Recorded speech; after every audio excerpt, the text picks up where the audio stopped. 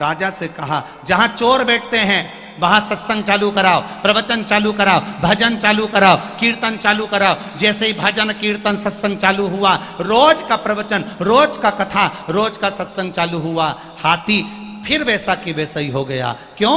क्योंकि थोड़ी देर की कुसंगति जब व्यक्ति को मिलती है, थोड़ी देर का कुसंगत व्यक्ति को जब मिलता है, बेकार व्यक्ति का संग जब थोड़ी देर का किसी को मिलता है, तो उसको उस संग का साथ मिलते मिलते उसको भी अंदर से क्रोध जागने लगता है। अभी रुक, मैं अभी मार के आता हूं, अभी रुक, मैं उसको काट कर आता हूं। ये भीतर संगत का असर है। और कोई अच्छे व्यक्ति की संगति में अगर कोई व्यक्ति पहुंच जाता है तो उसका क्रोध अपने आप शांत हो जाता है, वो सरल और सहज हो जाता है। फिर उसमें विवाद नहीं रहता, उसमें केवल भगवान के प्रति गुणगान रहता है, केवल शिव तत्व।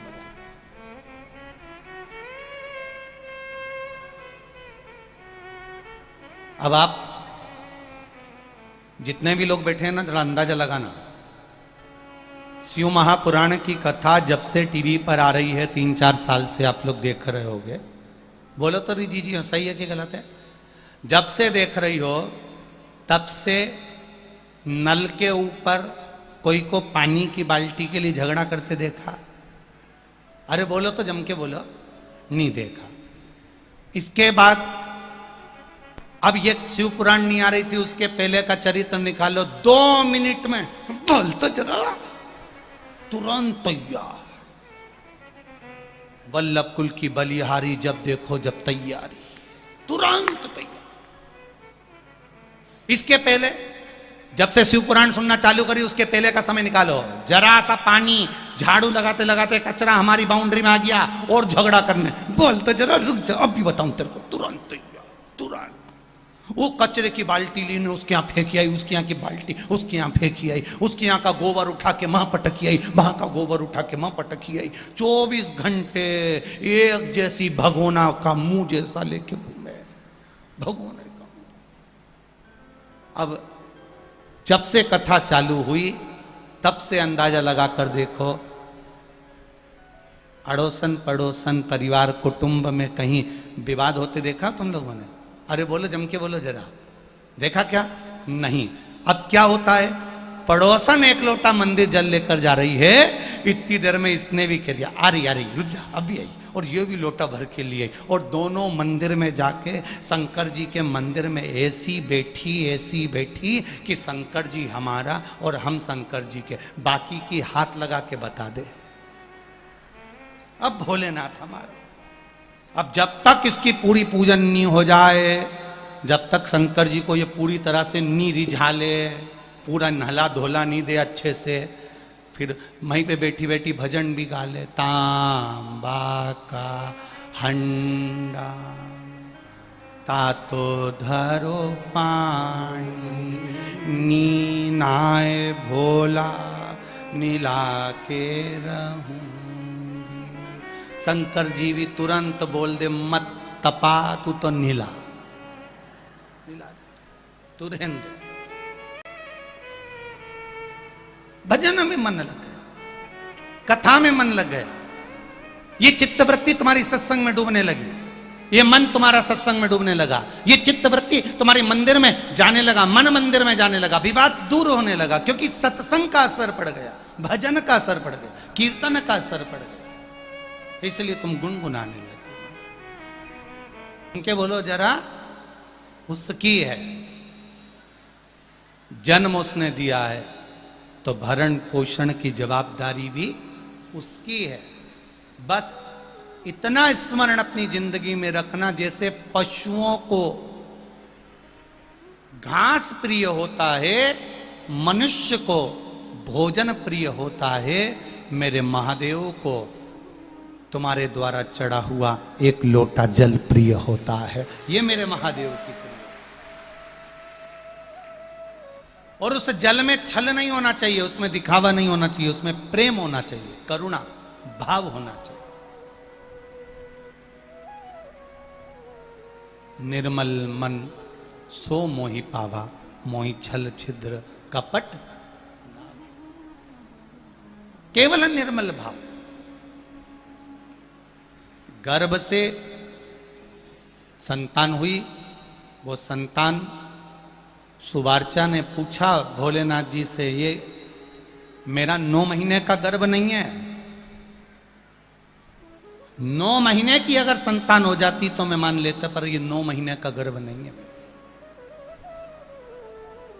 ये 9 महीने की संतान नहीं है, ये तो कुछ महीने का। अब ये कुछ महीने का बच्चा, इसको मैं जन्म दे भी दूंगी तो ये तो मरा हुआ ही है। ये कुछ महीने का बच्चा तो मरा हुआ है। 4 महीने का, 5 महीने का बच्चा, 6 महीने का बच्चा अगर कोई जन्म दे नारी, तो वो तो मरे के समान ही है।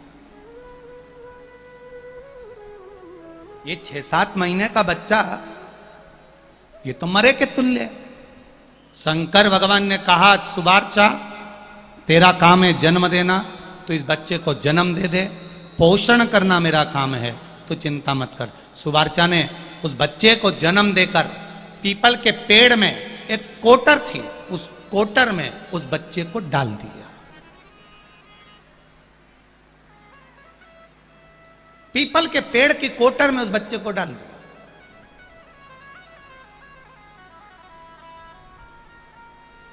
एक पीपल के वृक्ष में 52,000 ब्राह्मण का निवास होता है।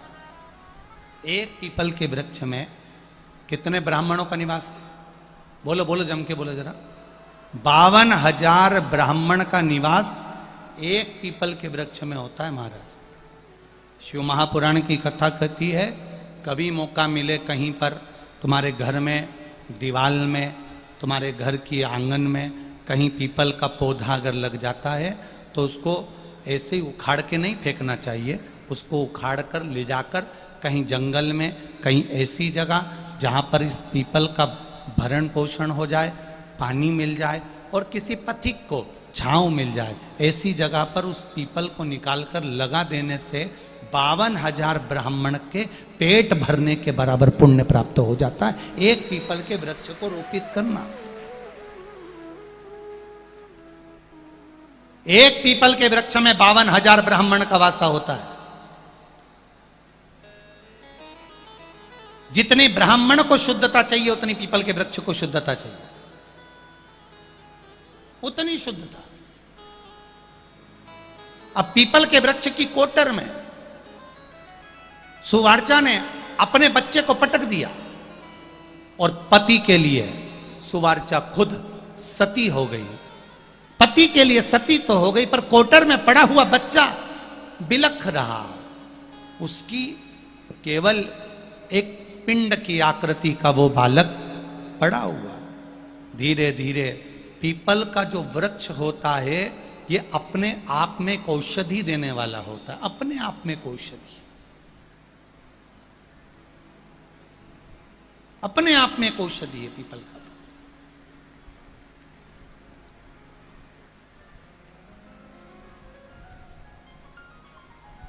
कई लोगों को बड़ा आश्चर्य होता है, सीहोर वाले गुरुजी कुछ भी बताते रहते हैं। सीहोर वाले गुरुजी बता देते हैं पीपल के पत्ते का ये प्रयोग करो, बेलपत्री के पत्ते का ये प्रयोग करो। किसी किसी को लगता भी होगा कि ये महाराज जी तो कहीं बैठे बैठे टोट के बताते रहते हैं, पर जिसने गीता प्रेस गोरखपुर की शिव महापुराण की कथा एक बार पढ़ी हो, लिंग पुराण पढ़ी हो, नर्मदा पुराण पढ़ी हो, स्कंद पुराण पढ़ी हो, पद्म पुराण पढ़ी हो, ब्रह्मवर्ता पुराण पढ़ी हो, वराह पुराण पढ़ी हो, मत्स्य पुराण पढ़ी हो, गीता प्रेस गोरखपुर की एक एक पुराण को अगर जिसने ध्यान से पढ़ा होगा, जिसने स्मरण में उतारा होगा, उसको शिवजी पे चढ़ी हुई वस्तु कोई टोट कर नजर नहीं आएगी। वो वस्तु जो चढ़ा रहे हो उसमें आपके जीवन की एक राह नजर आएगी कि इसमें हमें चलना कैसे है। एक पत्र आया है बड़ा सुंदर, देखिए।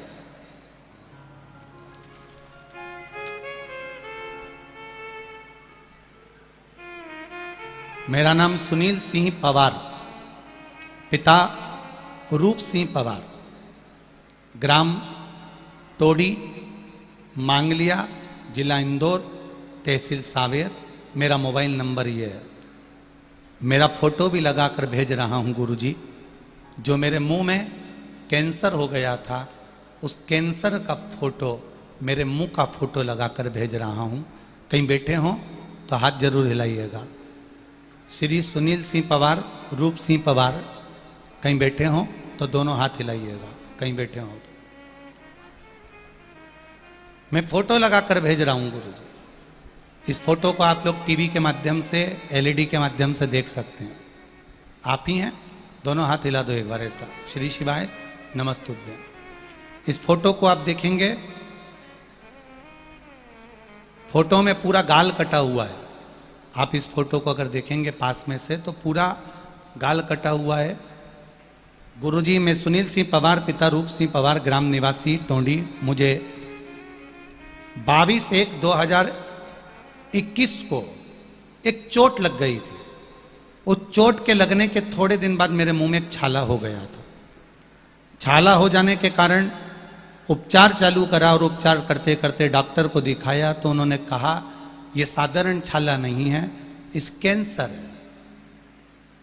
हम छाले की जांच करवाएंगे, मुंबई भेजेंगे। मुंबई में रिपोर्ट भेजी गई और उसमें कैंसर बताया गया।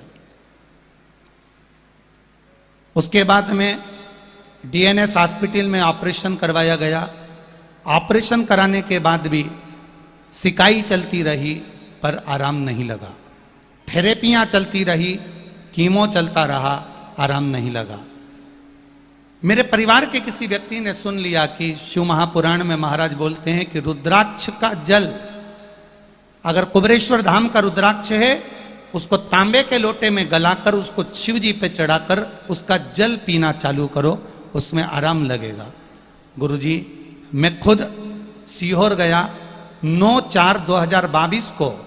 जब मेरे कीमो चलने लगे, मेरा शरीर ठीक नहीं हो रहा था, तब मैं सीहोर पहुंच गया। वहां पर अपने रिपोर्ट फाइल दिखाकर एक रुद्राक्ष लेकर आ गया। उसको मैं तांबे के लोटे में गलाता, शिव जी को जल चढ़ाता और वो जल मुख में पीकर थोड़ी देर तक रखता। गुरुदेव, मेरे सारे जांचें फिर चालू हुई और बाबा की कृपा से जो 1 साल से इतना तकलीफ में था, बाबा ने अब मेरा हाथ पकड़ लिया। एक भी कीमो नहीं हो रहा, एक भी गोली नहीं चल रही और मैं कैंसर के रोग से मुक्त हो चुका हूं। आज बाबा को यहाँ प्रणाम करने आया हूं। दोनों हाथ हिला दो भाई एक बार। श्री शिवाय नमस्तुभ्यं। बैठिए। हर हर महादेव। शिव तत्व इसी को कहते हैं। मैंने अपना फोटो भी लगाया है, ये शिव तत्व था। एक पत्र और बड़ा सुंदर है, देखिए। मेरा नाम पूजा मनोज चौहान, मैं रोलाए बेटमा के पास से हूं। 1 लोटे जल का क्या महत्व है गुरुजी? पूजा मनोज चौहान, जहां कहीं बैठे हो हाथ हिलाइएगा, दोनों हाथ अवश्य हिलाइएगा। पूजा मनोज चौहान, कहीं बैठे हो तो हाथ हिलाइएगा।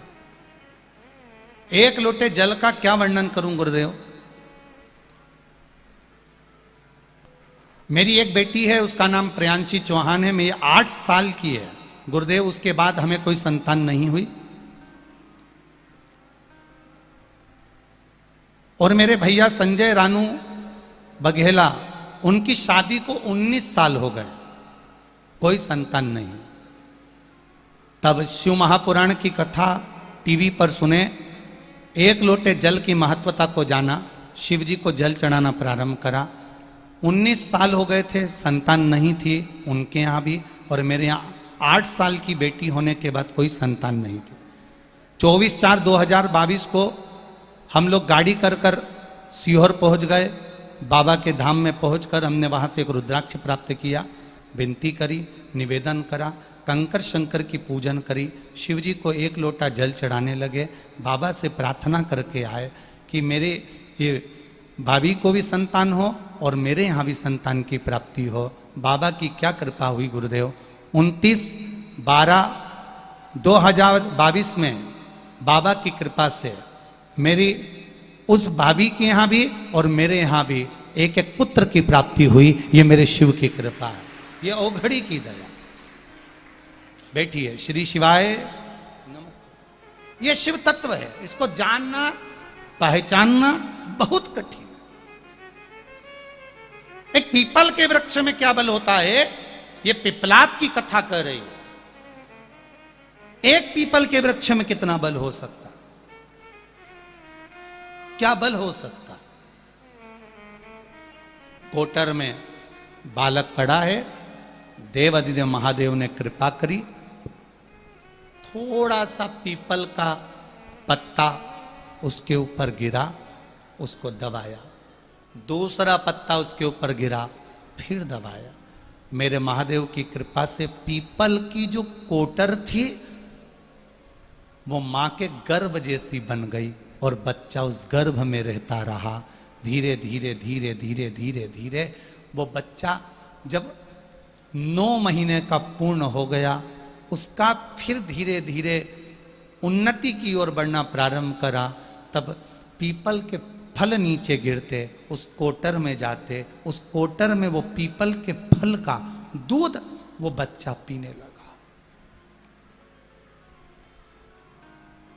पीपल के पत्ते का दूध, पीपल के फल का दूध वो बच्चा पीने लगा। धीरे धीरे वो बच्चा और बड़ा हो गया। थोड़ा बड़ा होने के बाद पीपल के वृक्ष से वो बच्चा प्रकट हुआ, और पीपल के वृक्ष से प्रकट हुआ तो देवाधिदेव महादेव ने आकर दर्शन दिया। मेरा नाम क्या है बाबा? शंकर भगवान ने कहा, तुम पीपल के वृक्ष के अंदर रहकर बड़े हुए हो, पले हो, तुम्हारा जन्म पीपल के वृक्ष से हुआ है, इसलिए तुम्हारा नाम पिपलाद होगा। क्या नाम होगा? पिपलाद। तुम्हारा नाम पिपलाद होगा। मेरा इस संसार सागर में जन्म क्यों हुआ है, किस लिए पैदा हुए?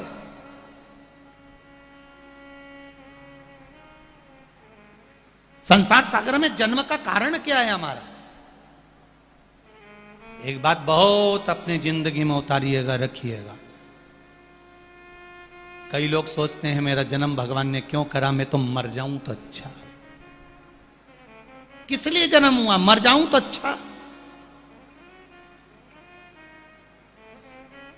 भगवान इस मृत्यु लोक में अगर आपको रखा है तो केवल यूं ही नहीं रखा है।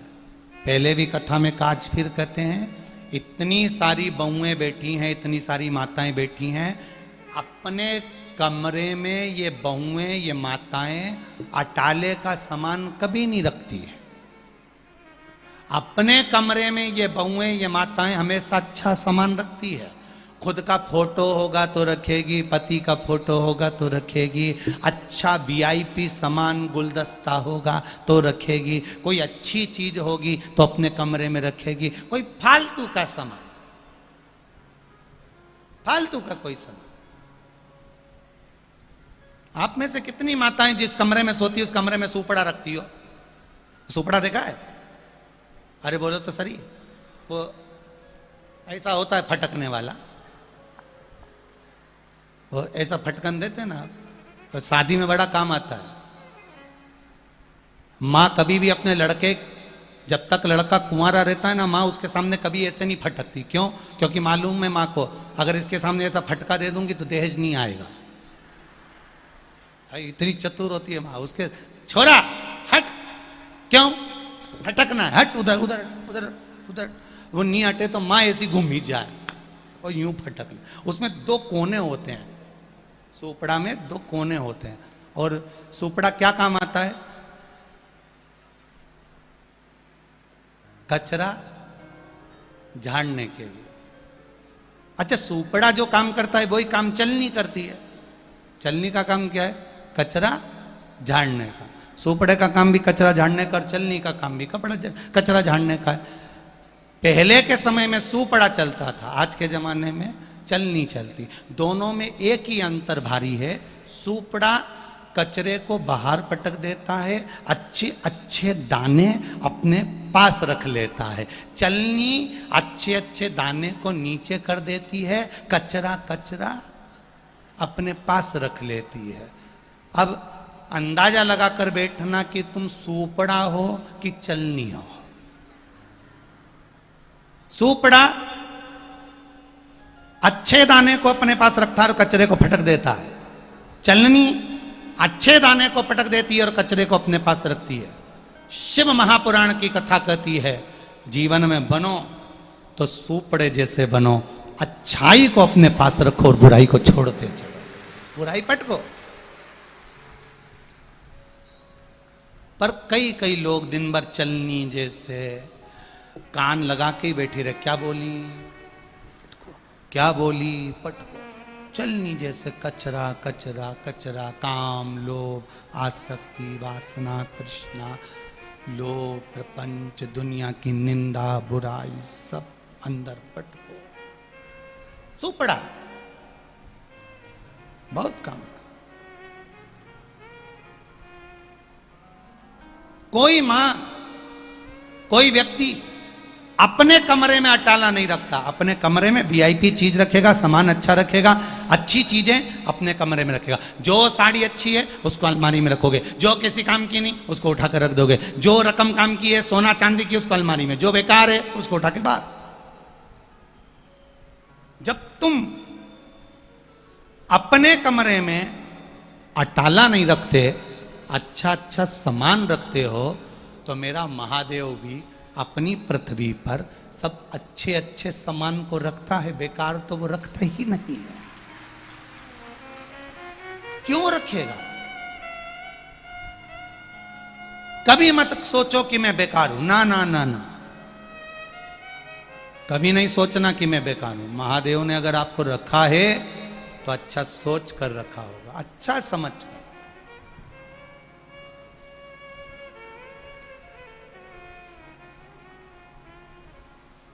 अपने को कभी साधारण नहीं समझना, कभी नहीं। पिपलाद आंखों में जल भरकर आंसू भरकर महादेव के सामने खड़ा होकर रो रहा है, मेरे जन्म का कारण क्या, क्यों जन्मा मैं? जिसके जन्म लेते से उसका पिता चले गया, जिसके जन्म लेते से उसकी मां चली गई, उस पिपलाद का जन्म किस काम का? उस बालक का जन्म किस काम का? नहीं।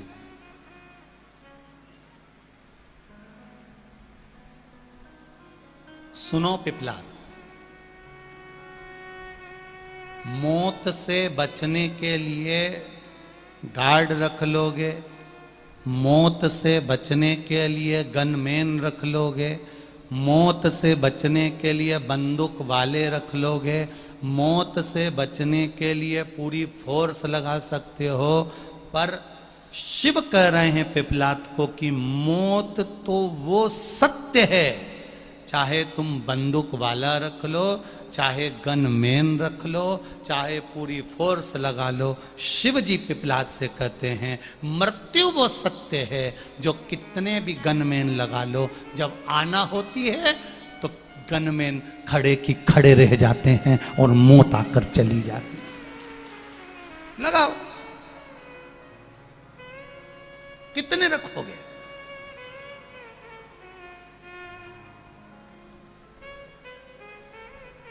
आएगा जब बुलावा तो जाना पड़ेगा, काया कुटीर खाली करना पड़ेगा। ये जितने संबंध दिख रहे हैं, ये जितने नातेदार रिश्तेदार कुटुंबी दिख रहे हैं, सब छोड़ना पड़ेगा। सब तुम्हारे मरने पर जिस चादर पर सोए होगे चादर फेंक दी जाएगी, जिस गादी पर सोगे गादी फेंक दी जाएगी, जिस कपड़े को पहने रहोगे मरे समय पर वो कपड़ा फेंक दिया जाएगा। पर आज तक कोई सूरमा ऐसा पैदा नहीं हुआ कि पिताजी के गले में सोने की चेन और वो फेंक दे। कपड़े फेंक देंगे, गादी फेंक देंगे, चद्दर फेंक देंगे, उसके चश्मे फेंक देंगे, उसका डंडा फेंक देंगे, पर उसने सालों साल जो गले में चेन पहन के रखी, हाथ में अंगूठी पहन के रखी, कानों में सोने की मुर्की पहन के रखी, कोई कितना भी बाजू में चिपक चिपक के रोएगा, सारी सोने की रकम निकाल लेंगे चोटे, पर वो नहीं फेंक पाए, नहीं फेंक पाए। फिर किस काम का? फिर किस काम का? हम तेरी दुनिया में आकर खो गए, कर न पाए हरि भजन और सो गए, कर न पाए हरि भजन और सो आए। अभी गेहूं कट रहा है, चना कट रहा है, फसल कट रही है, सब याद कर रहे हैं। क्यों? और थारी भाई क्यों नहीं आई फसल काटने? और थारा काका जी नहीं आया फसल काटने? थारा मामा जी नहीं आया फसल काटने? वो नाना नहीं आया फसल काटने? और छोरा नहीं आया फसल काटने? अभी फसल कट रही है, सब याद कर रहे हैं। वो क्यों नहीं आया? रोटी क्यों नहीं आई? सामान क्यों नहीं आया? ये क्यों नहीं आया? वो क्यों नहीं आया? तुम्हारे जाने के बाद 1 साल भी पूरा नहीं होता और लोग तुम्हें भूल जाते हैं। कौन याद रखता है कि अब की बार फसल काटने ने काका जी नहीं आया, न काकी जी नहीं आई, न नाना जी नहीं आया, न फूफा जी नहीं आया? कोई नहीं याद करे साहब। बस वो मालवा के संत श्री नागर जी महाराज एक बात कहते कि 13 दिन याद करे, क्यों रे नर सुमिरन केवल 13 दिन तक याद करेंगे कि आया नहीं आया, खाया नहीं खाया, उसके बाद कोई याद नहीं करेगा। कौन याद करेगा? फिर कोई याद नहीं आएगा। वो कहे ना,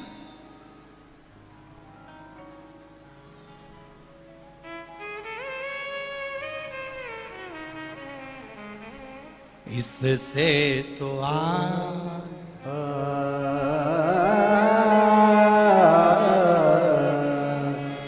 साथी है मित्र गंग के जल बिंदु पान तक,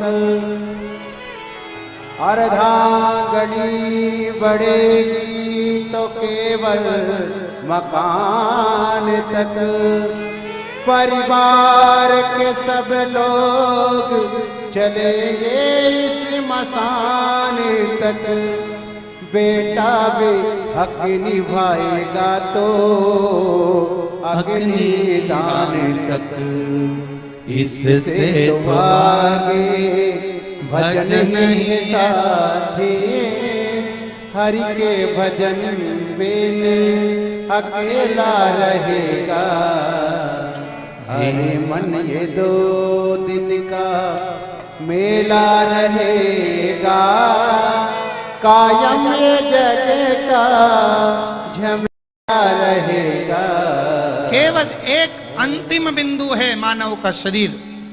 84 लाख योनियां काटते काटते काटते काटते ये मनुष्य की देह मिली है, मानव का शरीर मिला है। इस मानव के शरीर को पाने के बाद अगर हमने भगवान का भजन नहीं किया, स्मरण नहीं किया, संकीर्तन नहीं किया, संसार में फंसे रह गए तो गए, अगला जन्म नहीं मिल पाया।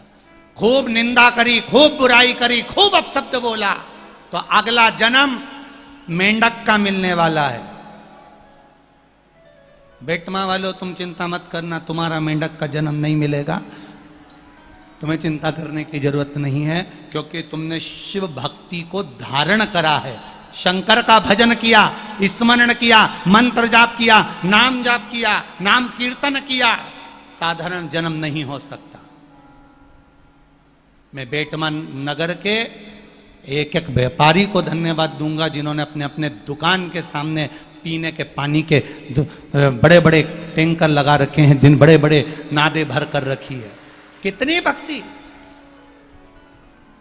कितनी भक्ति।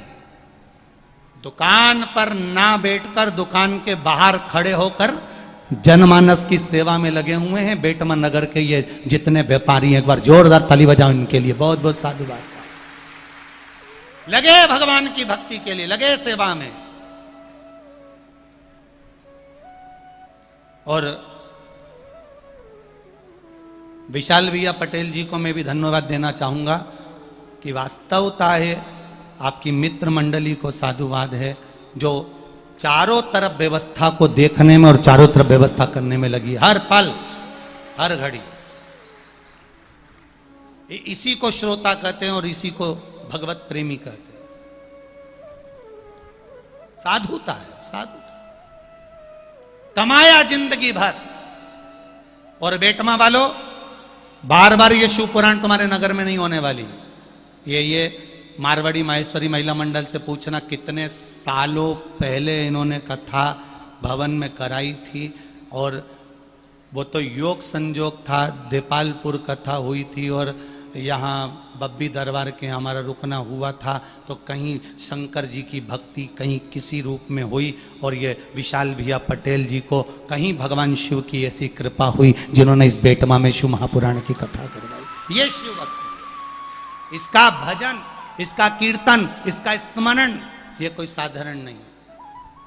कमाने के लिए जिंदगी मिल जाएगी, खूब कमाओ, सवेरे 8 बजे से लेकर रात को 10 बजे तक कमाओ, पर 7 दिन शिव महापुराण के मिले, उसमें से भी ये दूसरा दिन तो चल दिया, 5 दिन बचे, 5 में भी आखिरी का दिन यूं निकल जाता है हंसी हंसी में। महाराज, जो जीवन के 7 दिन मिले, उस 7 दिन में जो सेवा करने का मौका मिला है, ये दूसरी बार नहीं मिलेगा। इसको दिल से कर लो, और फिर वो दिल से देता है जब मालूम पड़ता है कि क्या किया। करो सेवा, करो सेवा।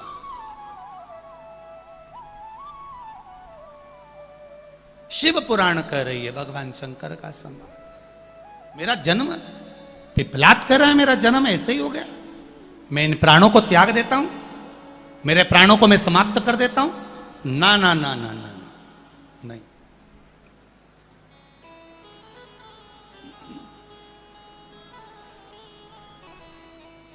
इन प्राणों को तुम्हें नहीं त्यागना है, क्योंकि मेरे मृत्यु लोक में जो रहता है वो ऐसे ही जन्म नहीं लेता, ना जाने कितने कितने कोटि जन्म निकल गए होंगे, और प्रभु की कृपा हुई होगी तब जाकर ये मनुष्य का शरीर मिला होगा।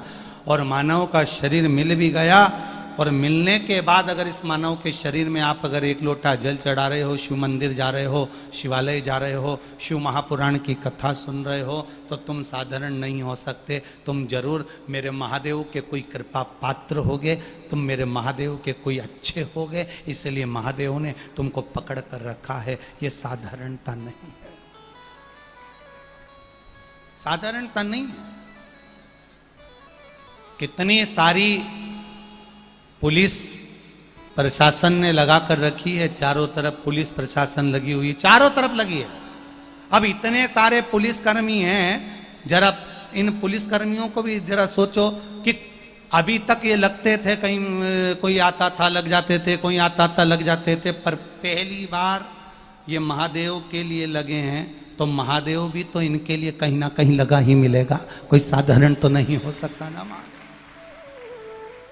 लगे, कोई आया वहां लगे, कोई आया वहां लगे, कोई कार्यक्रम हुआ वहां लगे, कोई कार्यक्रम हुआ। पर आज जो मौका मिला है शंकर के चरणों में लगने का, शिव तत्व की ओर लगने का, शंकर की भक्ति में लगने का, शिव महापुराण में लगने का, इसका सुख खाली नहीं जा सकता, इसका आनंद खाली नहीं जा सकता। एक क्षण भी अगर शिव पुराण सुनिए खाली नहीं जा सकता, एक क्षण भी अगर सुनिए खाली नहीं जाए।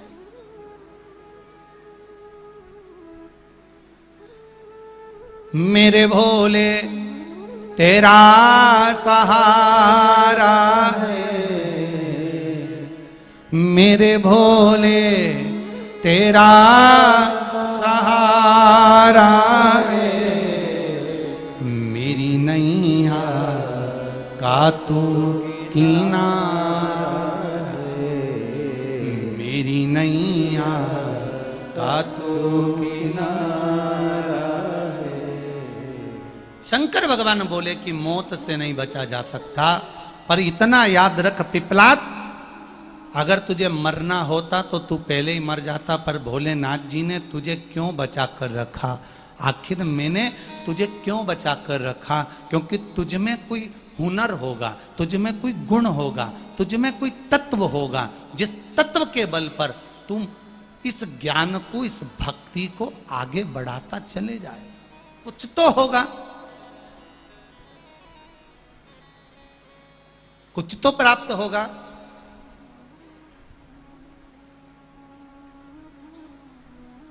बहुत ध्यान देना, पूरी दुनिया तुम्हारा पांव खींचकर तुम्हें नीचे गिराने का प्रयास करेगी, पर चिंता मत करना, जिस हाथ से तुमने महादेव को जल चढ़ाया है वो हाथ महादेव ने पहली बार जल चढ़ाने वाले का पकड़ कर रख लिया है। दुनिया कितनी भी गिराए पर महादेव हाथ पकड़ा है तो तुम गिर नहीं सकते। संभला संभला।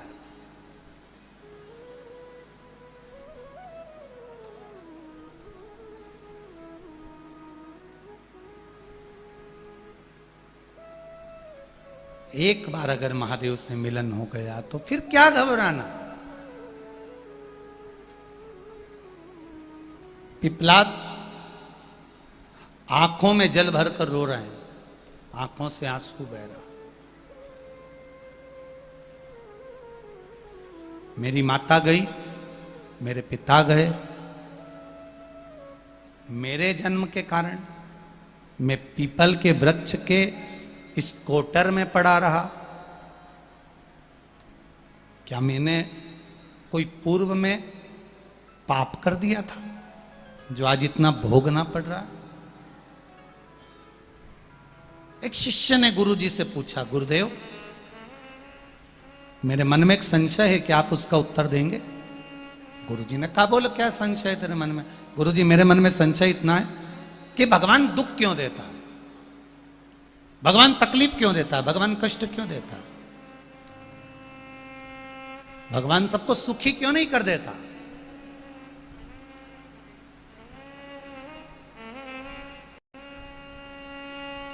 भगवान सबको सुख क्यों नहीं दे देता? ये भगवान सबको दुख क्यों देता है? शिष्य के शब्द सुने तो गुरुजी ने कहा, तू चिंता मत कर, मैं एक बात बता रहा हूं, अच्छे से सुन। चल, इसका उत्तर मैं तुझे नाव के अंदर बैठ कर दूंगा। चल, नाव घाट पर बुलाई। गुरुजी और चेला नाव में बैठ गए और नाव में बैठकर गुरुजी ने दो पतवार में से गुरुजी ने एक पतवार उठाई और गुरुजी उस पतवार को हिलाने लगे, चलाने लगे। नाव चलने लगी और नाव गोल गोल घूमने लगी। अब एक पतवार से अगर नाव को खेओगे तो वो घूमती जाएगी, बस घूम रही है, आगे नहीं जा रही है। वो नाव आगे बढ़ी नहीं रही। चेला हंसने लगा, शिष्य हंसने लगा, गुरुजी से कहने लगा, गुरुजी ये नाव आगे बढ़ने वाली नहीं है। गुरुजी ने पूछा क्यों? ये यहीं घूमती रहेगी क्योंकि आप एक पतवार से चला रहे हो।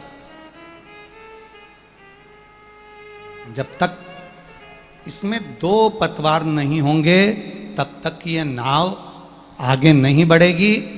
गुरुजी ने भी यही कहा, तू इतना समझदार होकर ऐसी बात करता है कि भगवान सुखी सुख क्यों नहीं दे देता, दुख क्यों देता है? तुरंत गुरुजी ने कहा, ये दो पतवार है, एक सुख की एक दुख की। ये दोनों पतवार चलती है तब जाकर नाव किनारे लगती है। उसी तरह ये मनुष्य के शरीर में सुख और दुख दोनों आते हैं, तब जाकर ये मंजिल तक पहुंच पाता है और परमात्मा तक जा पाता है। दोनों मिले, दोनों।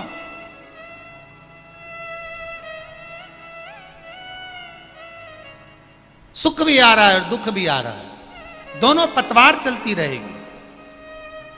कोई बाबा जोगी, कोई संत महात्मा, सन्यासी, तपस्वी, साधक, उपासक, कोई बाबा, कोई जोगी, कोई सन्यासी, कोई तपस्वी, कोई साधक, कोई उपासक, कोई महात्मा तुमसे कह दे कि तुम मेरे पास में आकर बैठ जाओ, तुम्हारे को जीवन में दुख नहीं आने दूंगा, तुम्हें दुख नहीं आने दूंगा, तुम मेरे पास आकर बैठ जाओ, तो समझ लेना पक्का झूठेला है,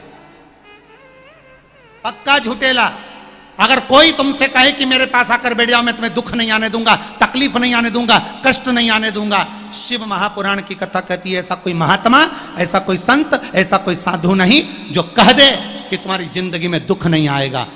शिव महापुराण की कथा कहती है पूर्व में किए गए कर्म का भोग तुम्हें भोगना ही पड़ेगा, इसलिए जिंदगी में दुख हर पल, हर घड़ी, हर क्षण सुख के साथ आता ही रहेगा, चाहे कोई भी हो। रामकृष्ण परमहंस जी कितने बड़े संत थे। माँ देवी, जगतजननी दुर्गा, शारदा, भवानी, अम्बे, भद्रकाली रामकृष्ण परमहंस जी के सामने आकर खड़ी हो जाती थी, और रामकृष्ण परमहंस उस माँ काली से बात करते थे, माँ दुर्गा से बात करते थे।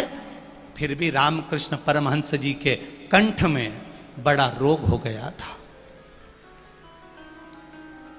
रामकृष्ण परमहंस जी को एक बड़ी बीमारी हो गई, रोग हो गया, कष्ट आ गया, कैंसर जैसा रोग सम्मुख में आ गया। आंखों में जल भरा, रामकृष्ण परमहंस जी रो रहे थे। एक बार उनकी आंखों में जल भरा हुआ था। स्वामी विवेकानंद जी ने पूछ लिया, गुरुदेव आप रो रहे हो क्यों? रामकृष्ण परमहंस जी कह रहे हैं, मैं इस रोग के कारण नहीं रो रहा, मैं तो इसलिए आंख में आंसू भरकर रो रहा हूं कि मेरे प्रभु ने अच्छा हुआ इस मनुष्य के शरीर में मेरे पूर्व के पाप को काट दिया, नहीं तो मुझे फिर जन्म लेना पड़ता, फिर जन्म लेकर भोगना पड़ता, फिर जन्म लेना पड़ता, फिर भोगना पड़ता। इसलिए एक जन्म में कट जाए तो अच्छा है, बार बार जन्म लेने से कोई मतलब नहीं। क्यों जन्म ले? कोई कहे तुमसे हमारे पास आकर बैठ जाओ दुख नहीं आएगा, हमारे पास आकर बैठ जाओ कष्ट नहीं आएगा, हमारे पास आकर बैठ जाओ बीमारी नहीं आएगी, हमारे पास आकर बैठ जाओ ये नहीं होगा, ना ना ना ना। शिव महापुराण की कथा कर रही है, दुनिया में कोई तन दुखी, कोई मन दुखी, कोई धन बिन रहत उदास, तुलसी या संसार में सुखी राम का दास। जो परमात्मा के चरणों में बैठा है वो उतनी देर सुखी है। और सुख किसको कहते हैं? शिव पुराण कहती है दुख आएगा, कष्ट आएगा, पर तुम जो शंकर भगवान का भजन करते हो, एक लोटा जल चढ़ाते हो, शिव को बेलपत्र चढ़ाते हो, एक चावल का दाना चढ़ाते हो, एक फूल की पंखड़ी चढ़ाते हो, या मंदिर में जाकर झाड़ू पोछा लगा देते हो, शिव महापुराण की कथा कहती है उससे दुख धीरे धीरे धीरे धीरे धीरे धीरे भजन के बल पर कटता चले जाता है। और जब वो दुख कटता है फिर सुख आकर खड़ा हो जाता है, फिर प्राप्त हो जाता आएगा। उसको काटने का तरीका भी तुम्हें आना चाहिए, आएगा।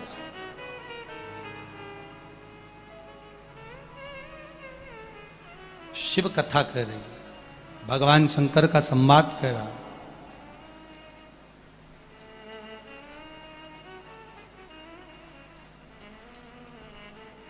आए जीवन में दुख भी आएगा, सुख भी आएगा, पर दोनों में सम रहिए। 3 नशे सबसे बुरे होते हैं। कितने नशे? बोलो बोलो जम के बोलो। 3 नशे सबसे बुरे होते हैं। पहला मदिरा का नशा, दूसरा अहंकार का नशा, तीसरा धन का नशा, संपदा पैसे का नशा। मदिरा का नशा 8 घंटे में उतर सकता है। अहंकार का नशा, अभिमत्ता का नशा 10-12 घंटे में उतर सकता है, पर धन का जो नशा होता है वो मरते दम तक नहीं उतर पाता है। बड़ा कठिन है उस धन के नशे को कम करना। इसीलिए शिव महापुराण की कथा कहती है कि भगवान के मंदिर में जाकर थोड़ी बुआरी लगा लो, थोड़ी झाड़ू लगा लो, थोड़ा पोछा लगा लो, थोड़ा सफाई कर लो। क्या होगा उससे? तुम्हारे भीतर अभिमान नहीं पनपेगा, तुम्हारे भीतर अहंकार नहीं पनपेगा, तुम्हारे भीतर अभिमत्ता नहीं पनपेगी, और तुम भगवान की शरणागति में पड़े रहो। कीर्तन तक, भगवान के मंदिर तक, भगवान के देवालय तक पहुंच गया मन,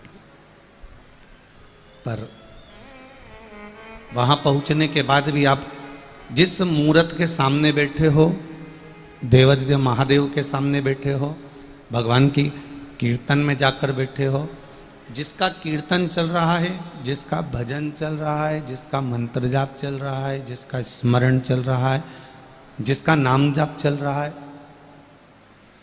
पहले विचार करिएगा, क्या हम जिसके कीर्तन में पहुंचे हैं, हम जिसके भजन में पहुंचे हैं, हम जिसके मंत्र जाप में पहुंचे हैं, हम जिसके नाम जाप में पहुंचे हैं, हम जिसके स्मरण में पहुंचे हैं, क्या उसके प्रति हमारी दृढ़ता प्रबल हुई कि नहीं?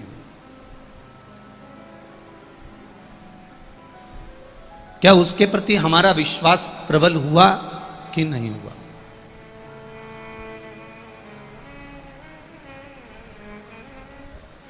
प्रत्येक जगह पर संसार का व्यक्ति जब भी जाता है अपने मन से जाता है। बेटमा में यह पावन शिव महापुराण की कथा चल रही है, ये मंडी प्रांगण में कथा हो रही है। यहाँ किसी ने आपको जबरदस्ती बुलाया क्या?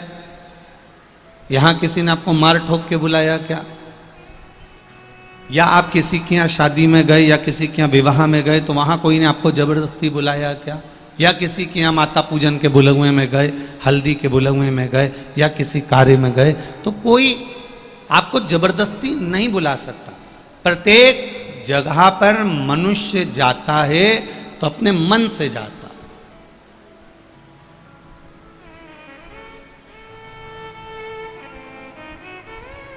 प्रत्येक जगह पर अगर मानव का देह जाएगा, मनुष्य जाएगा तो अपने मन से जाएगा। केवल एक स्थान ऐसा है जहां व्यक्ति कभी अपने मन से नहीं जाता, वो केवल एक शमशान है। शमशान में अगर मनुष्य जाता है तो मन से नहीं जाता, उसको अंत में उस जगह तक ले जाना पड़ता ही है, अंत में उस जगह तक जाना पड़ता ही है, क्योंकि अंतिम मुकाम, अंतिम बिंदु, अंतिम क्षण, अंतिम पल केवल वही है, केवल वही है, उसके सिवा कुछ। और अंत समय प्रभु आना पड़ेगा, वचन दिया तो निभाना पड़ेगा। आए ना आए प्रभु कुटुंब कबीरा, अंत समय प्रभु आना पड़ेगा, वचन दिया तो निभाना पड़ेगा। अंतिम बिंदु है जहां पर व्यक्ति जाना नहीं चाहता तो भी उसको जाना पड़ेगा, और यदि वो नहीं जाएगा तो भी उसको परिवार वाले बांध कर लेकर चले जाएंगे, परंतु उसको वहां तक जाना ही है, उसको अंत बिंदु तक पहुंचना ही है, वहां जाना ही है।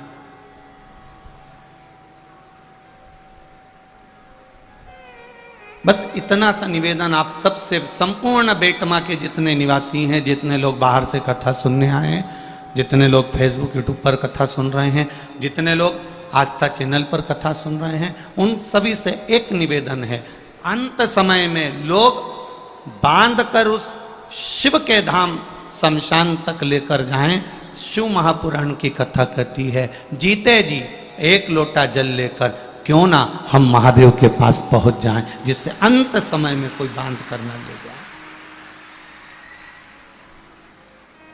क्यों ना हम उसका भजन करें, क्यों ना हम उसका स्मरण करें, क्यों ना हम उसका मंत्र जाप करें, क्यों ना हम उसका कीर्तन करें।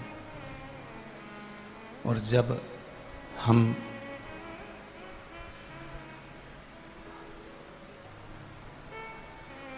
भगवान की भक्ति में ऐसे डूबते चले जाते हैं, ऐसे डूबते चले जाते हैं कि परमात्मा स्वयं हमारे कदम से कदम मिलाकर चलता है। पर दो मुंहा बात करने वाले के साथ परमात्मा कभी कदम से कदम मिलाकर नहीं चलता। एक व्यक्ति वो होता है जो जन कल्याण का स्मरण करे, जैसे आप लोग बात बात में कह देते हो विश्व का, अरे बोलो जम के, विश्व का कल्याण हो। अब आपने तो कह दिया विश्व का कल्याण हो, पर सबसे पहले वो विश्व का कल्याण कहने की बात जरूर करता है, विश्व का कल्याण कहने की बात को वो ध्यान भी रखता है, पर सबसे पहला कल्याण अगर वो चाहता है तो अपना चाहता है कि पहले कल्याण मेरा हो, फिर बाद में विश्व का। अब किसी ने कहा कि गुरुजी आप ऐसे कैसे कर सकते हो कि लोग कहते हैं कि विश्व का कल्याण और पहले अपना कल्याण चाहता, तो तुम प्रैक्टिकल करके देख लो। कहीं भंडारा हो रहा, कहीं भंडारा हो रहा, आज साहब हनुमान जी के मंदिर में भंडारा है, आज साहब ठाकुर जी के मंदिर में भंडारा है, आज साहब यहाँ पर अन्नकूट है, यहाँ भंडारा है, तो आप कैसे कह सकते हो कि विश्व का कल्याण करने वाला पहले अपना कल्याण। हाँ, ये कहीं भंडारा हो रहा है, भंडारा हो रहा है और भंडारा चल रहा है, और उस भंडारे में आप कह रहे हो कि हमने विश्व के कल्याण के लिए, जगत के कल्याण के लिए ये भंडारा रखा, पर देखा जाए तो भंडारा जैसे ही चालू हुआ 2 पंगत पूरी हुई और तीसरी पंगत में तुमने पॉलीथिन में नुक्ती भर के, पूड़ी भर के, सेव भर के अलग रख दिया, और जैसे ही पहचान वाला आया पहले उसको उठा के दे दिया, घर ले जा, घर ले जा, घर ले जा। अब अभी क्या कह रहा था, विश्व का अब कल्याण किसका कर रहा है, पहले बोलते जाओ रही बेटमा वाली जीजियों, पहले किसका कल्याण कर रहा है, और अब एक तरफ कर रहा है विश्व का कल्याण और दूसरी तरफ कर क्या रहा है, मारा वाला आया।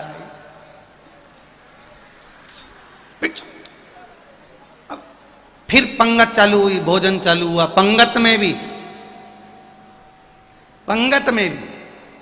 हम भोजन करने बैठे, वहां भी हमने विचार करा कि ये मेरा है, ये मेरा, विश्व का कल्याण हो, उसकी मूल आधार था। विश्व के कल्याण की मूल आधारशिला, सबसे पहली आधारशिला है कि हम परमार्थ में लगे रहे, अर्थात सर्वे भवन्तु सुखिना, सबका कल्याण।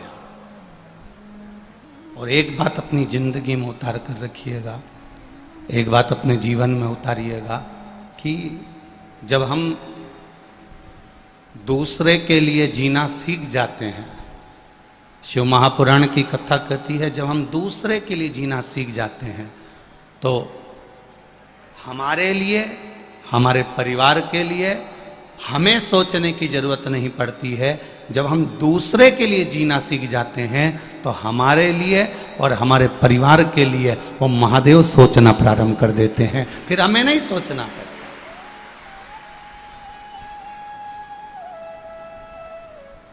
हम एक पूतना,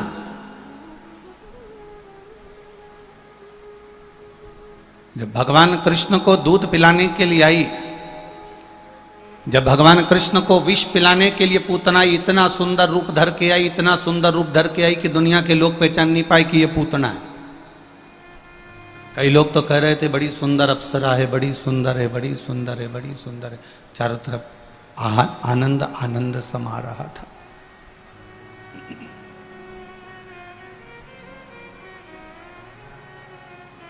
कई लोग कह रहे थे बड़ी सुंदर है। अब पूतना का चित्र सुंदर है,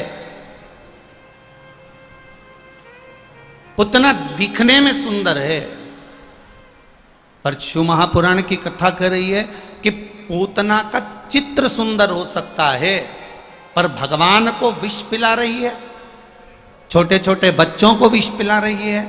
इसका चित्र सुंदर हो सकता है, पर इसका क्या चरित्र सुंदर होगा क्या?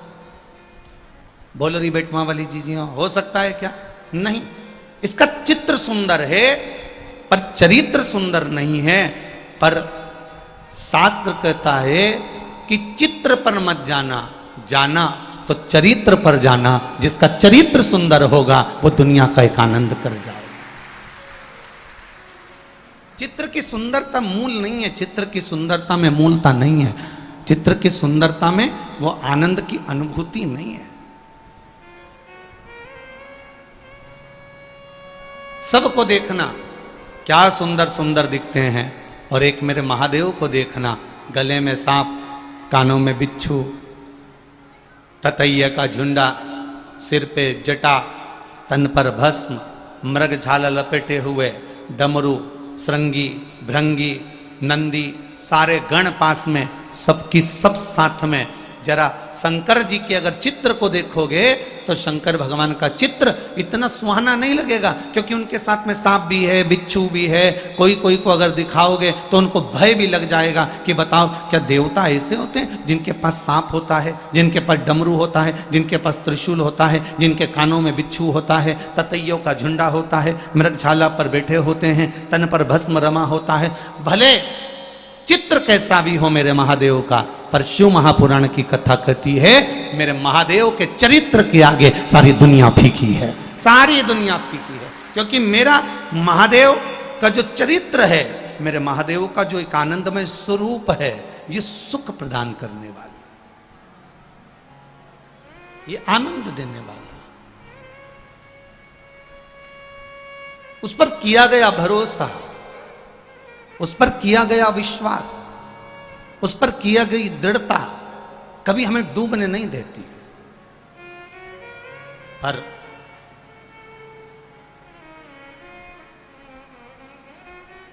भगवान इशारा करते हैं और हम समझ नहीं पाते। भगवान ने इशारा करा, हमने नहीं समझा। देपालपुर में कथा हुई, देपालपुर कथा होने के बाद में यहाँ बेटमा में कथा हुई। अब भगवान इशारा करते, एक पत्र आया है, इस पत्र में देखिए उन्होंने लिखा है, नाश्ते की प्लेट है और पीछे पत्र है, ठीक है।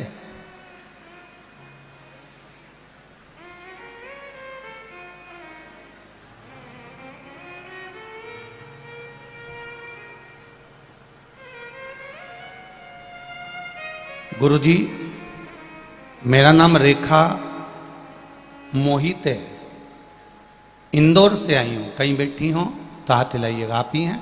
दोनों हाथ ऐसे हिला दो एक बार। श्री शिवाय नमस्तुभ्यम। एक बार वापिस हाथ हिलाइए, दोनों हाथ हिला दो एक बार। मेरा नाम रेखा मोहित है, इंदौर से आई हूँ। हम इंदौर की आपकी कथा में आए थे, तब मेरी बहन की बहू भी मेरे साथ आती थी। उसकी संतान नहीं थी, उसका गर्भ नहीं ठहर रहा था, बहुत परेशान हो गए थे। तो मैंने उससे कहा था कि तू चल, शिव महापुराण की कथा में एक बार बैठकर कथा सुनते हैं। गुरुजी कहते हैं कि पंडाल में बैठकर कथा सुनने वाले जो दिल से मांगते हैं उसको बाबा वो देता ही है। 3 महीने की भी देरी नहीं करता, बाबा प्रदान करता है। मैं अपनी बहन की बहू को कथा सुनाने के लिए इंदौर के पंडाल में ले जाकर बिठाती थी। बहुत भीड़ थी, हम लोग जहाँ जगह मिल जाती वहाँ बैठ जाते, कथा सुन लेते। बाबा की कृपा ऐसी हुई, जहाँ संतान का सुख नहीं था, मैंने उससे कहा बस यहीं पर बैठकर कथा को सुनते सुनते बाबा से प्रार्थना कर। श्री शिवाय नमस्तुभ्यम का जाप किया, बाबा से प्रार्थना करी। आज हम बाबा को प्रणाम करने आए हैं, क्योंकि हमने बाबा से कहा था कि अगर इसका गर्भ ठहर जाएगा तो जहाँ भी कथा होगी पास में वहाँ प्रणाम करने जाएंगे। मेरी बहन की बहू का गर्भ ठहर गया, इसलिए हम यहाँ प्रणाम करने आए हैं। ये शिव तत्व है। बैठिए बहन। हर हर महादेव। शिव तत्व इसी को कहते हैं। तेरी कृपा बिना न हिले एक भी अणु, लेते हैं श्वास तेरी कृपा से तनो तनो। बखान क्या करूं मैं राखों के ढेर का, चपटी भभूत में खजाना कुबेर का। हे गंगधार मुक्ति द्वार ओमकार तू, भोले ओमकार तू। आयु शरण तिहारी शंभो तार तार तू। अभी कथा में कहा, मेरे भोलेनाथ ने, मेरे उगरदानी ने, मेरे त्रिकालदर्शी ने, मेरे कैलाशी ने, मेरे अविनाशी ने, मेरे कुबेरेश्वर महादेव ने, मेरे भंडारी महाकाल राजा ने, मेरे ओमकार नाथ ने, मेरे सिद्धेश्वर नाथ ने आपको मौका दिया है कि पंडाल में बैठकर शिव महापुराण की कथा सुनते सुनते अपने दिल की बात महादेव से कह दो। ये मौका फिर नहीं मिलना। अपने हृदय की बात, अपने चित्त की बात, अपने मन की बात देवाधिदेव महादेव से कही जा।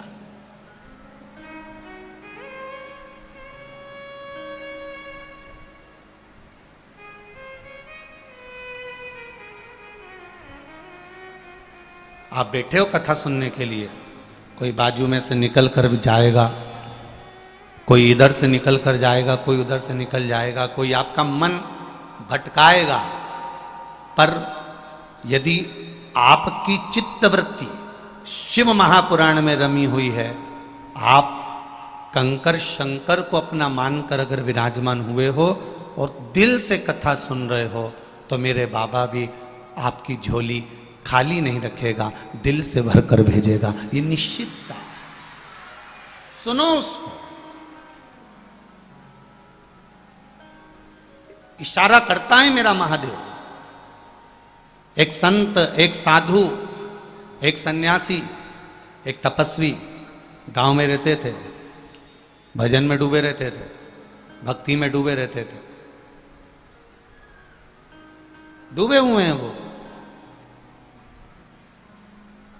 एक साधु, एक सन्यासी, एक तपस्वी, एक साधक, एक उपासक भजन में डूबा हुआ है, डूबा हुआ। गांव में पानी बढ़ने लगा,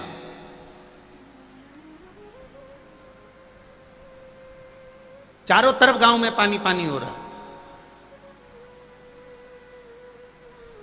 सब गांव छोड़कर ऊंची बस्ती की ओर जाने लगे।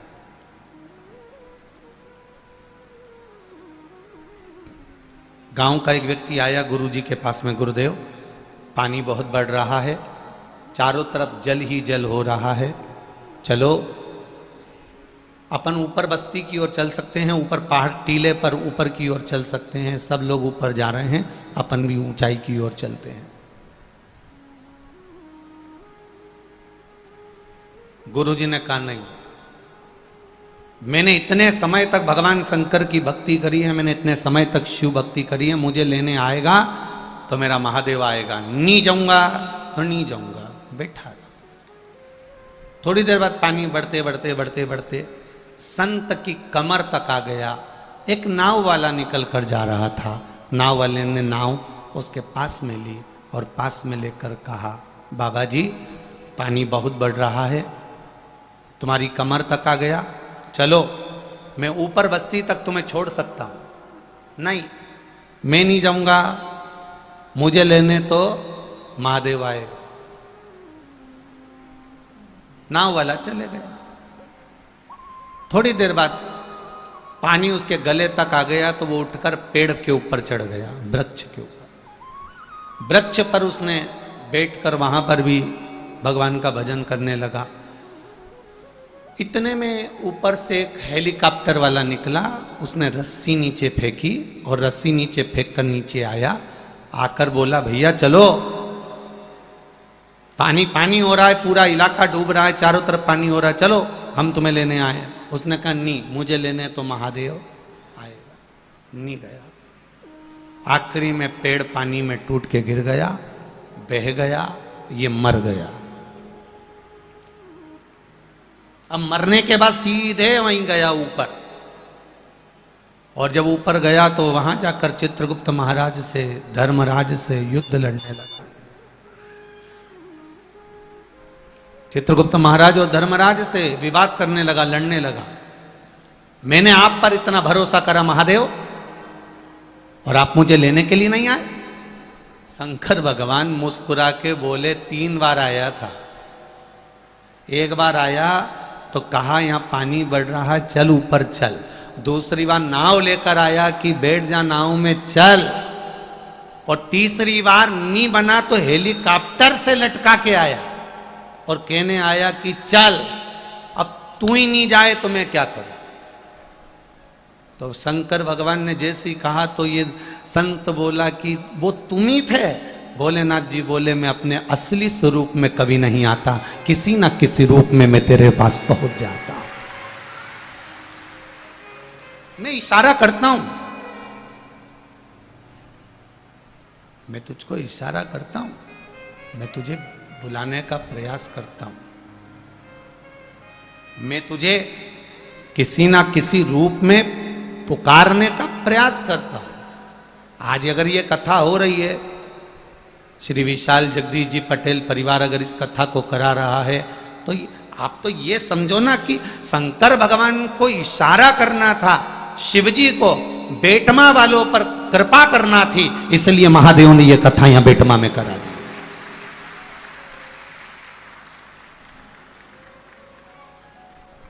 ये शिव की कृपा है, ये शंकर की उदारता, ये शंकर की करुणा है।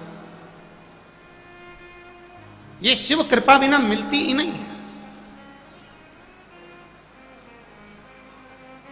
वो इशारा करता है, हम समझ लें तो ठीक है, ना समझे तो गए। वो बुलाता है, झाला दे देकर बुलाता है कि आओ आओ, बैठो, सत्संग करो, भजन करो, कीर्तन करो। 84 लाख योनियां काटने के बाद ये मनुष्य की देह मिली है। 84 लाख योनियां काटने के बाद ये मानव का शरीर मिला है। 84 लाख योनियां काटने के बाद ये मनुष्य की देह प्राप्त हुई है। इस मानव की देह को पहचान लो, इस मानव की देह को जान लो। जिसने इस मानव की देह को जान लिया उसका जीवन सार्थक हो गया। उसको पहचानो।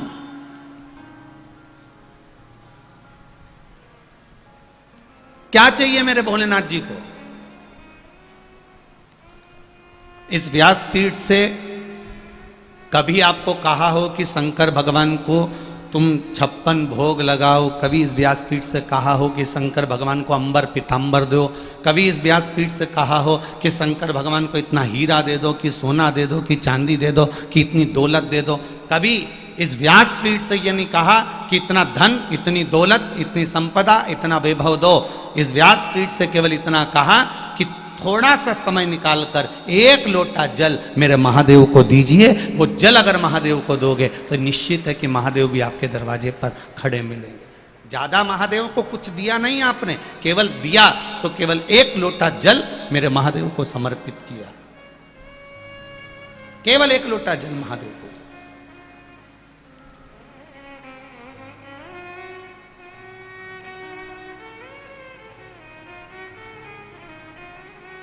क्या मांगा मेरे महादेव ने? कुछ नहीं। उसको तुमसे कुछ चाहिए भी नहीं। और इतने चतुर हो आप, 1 लोटा जल महादेव को देते हो और 1 लोटे से ज्यादा तो तुम मांग कर ले आते हो। केवल 1 लोटा देकर आते हो और उसमें से भी तुम ना जाने कितना कितना मांग कर, बाबा ऐसा कर देना, बाबा वैसा कर देना, बाबा ऐसा कर देना। तो भी कई लोग तो हमसे भी कहते हैं कि हमारे उस मार्ग में तो लोग कहते हैं कि भगवान से कुछ मांगना नहीं चाहिए।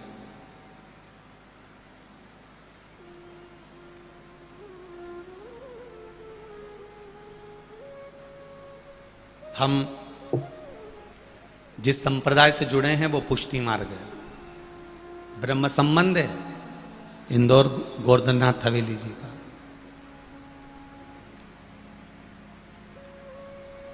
हमारे पुष्टि मार्ग में यहां तक कहा जाता है कि ठाकुर जी से कुछ नहीं मांगना, ठाकुर जी को देना पर मांगना नहीं। पर शिव महापुराण की कथा कहती है कि भगवान जिसको आप पूज रहे हो, जिसका आप भजन कर रहे हो, जिसका आप स्मरण कर रहे हो, जिसका आप कीर्तन कर रहे हो, जिसका आप मंत्र जाप कर रहे हो, शिव महापुराण थोड़ी सी विपरीतता कहती है कि उसके पास जाओ तो अपने दिल की बात कहो।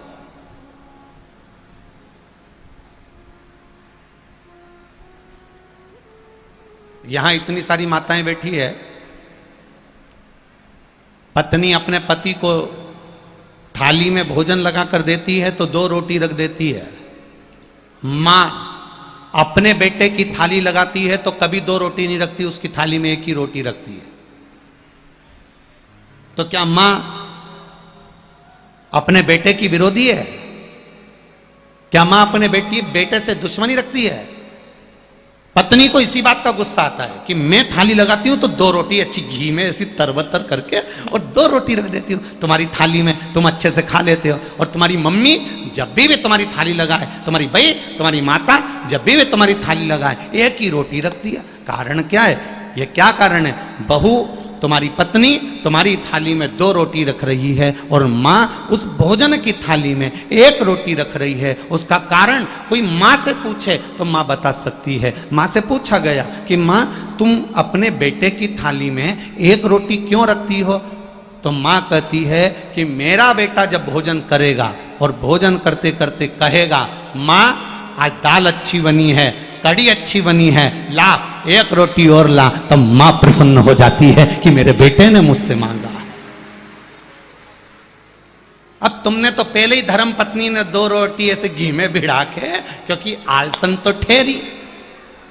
अब उसने कहा बार बार जाऊं नहीं, तो उन्हें से घी में भिड़ू के और 2 रोटी धर दी और 2 रोटी और सामने प्लेट में ले जाके धर दी। धरी हो, ये निपटी जाए तो ये खा लीजिए। अब 2 इधर रखी, 2 इधर रखी, भले वो सूख रही हो, पापड़ हो रही हो, कड़ली हो रही हो, उसे कोई मतलब नहीं। अब वो तो बढ़िया रोटी वोटी जिमा के, क्योंकि उसको भी जल्दी हो रही थी कि जल्दी खाएं तो मैं भी निपटाऊं। अब वो भी, पर मां मां होती है। 1 रोटी मां ने बनाकर थाली में दी, इंतजार करती है। बहुत धीरे धीरे रोटी बनाती है मां, बहुत धीरे। बनाने को गैस पे जल्दी बन जाए, पर बनाएगी नहीं, बहुत धीरे से आवाज लगाएगा छोरा, मम्मी, मां, भाई ला जरा 1 रोटी और ला। आज तो बेसन क्या जोरदार बने आया, आज तो कड्डी क्या जोरदार बनी, ला 1 रोटी और ला। फिर मां 1 रोटी देगी, 1 रोटी माँ ने दी। इसके बाद खाता खाता फिर माँ ने कहा बेसन अच्छा बना छोरा, हाँ ले और दे दूं। उन्हें जान करके बेसन 2 चम्मच डाला कि फिर वापिस 1 रोटी मांगेगा। बेसन की मात्रा बढ़ा दी, दाल की मात्रा बढ़ा दी, कड़ी की मात्रा बढ़ा दी, 2 चम्मच डाल दिया। फिर छोरा ने देखा माँ थोड़ा बेसन ज्यादा गिर गया है, एक काम कर 1 रोटी और ला दे। और माँ से फिर रोटी मांगी, माँ फिर रोटी ला के दी। उसी तरह जैसे बेटा अपनी माँ से बार बार रोटी मांगता है, उसी तरह भक्त भोलेनाथ से बार बार कुछ मांगता है। ये मेरा शंभु है, ये मेरा त्रिकालदर्शी, ये मेरा शिव है। भक्त भगवान से 1 लोटा जल चढ़ाता है और कहता है मेरी बहू के संतान ने, बाबा कहे पशुपति व्रत कर लिया, ये कर लिया, वो स्मरण करता रहा। अब संतान भी हो गई, फिर के मेरे छोरा की नौकरी नहीं। ये सुख और दुख, ये 2 पहलू हमारे जीवन में चलते रहते हैं। ये जब तक नहीं होंगे तब तक सुख का अनुभव नहीं होगा।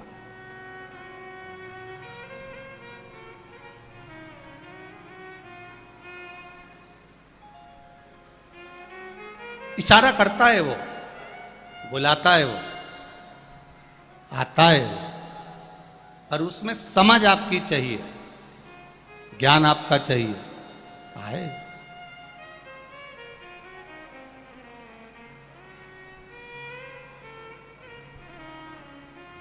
खाली ना जाता कोई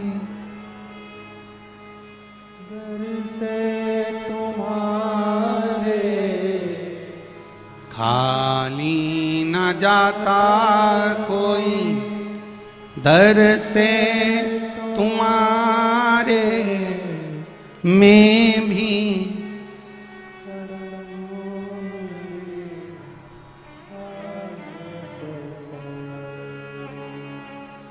अपने हृदय से लगा लो, लगा लो, गिरा जा रहा हूँ, उठा लो, उठा लो। प्रभु अपने दर से अब तो न टालो, गिरा जा रहा हूँ, उठा लो, उठा। भगवान से प्रार्थना करो, दिल से करो, आराधना करो, निवेदन करो। जब उससे कहोगे,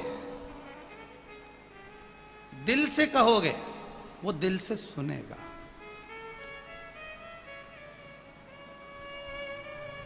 हृदय से कहोगे, वो हृदय से सुनेगा।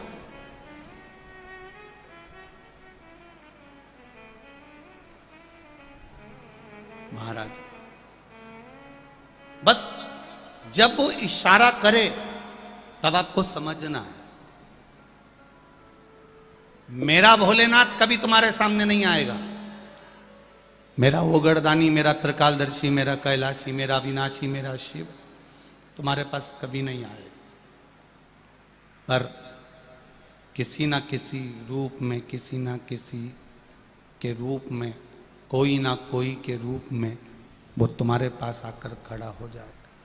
किसी ना किसी रूप में वो तुम्हारे पास में आकर खड़ा होगा।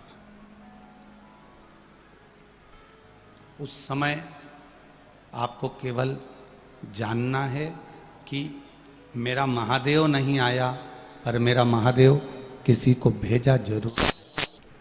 मेरा महादेव नहीं आया है, पर मेरा महादेव किसी को भेजा जरूर है। उस समय हमको पहचान, उस समय हमको जान।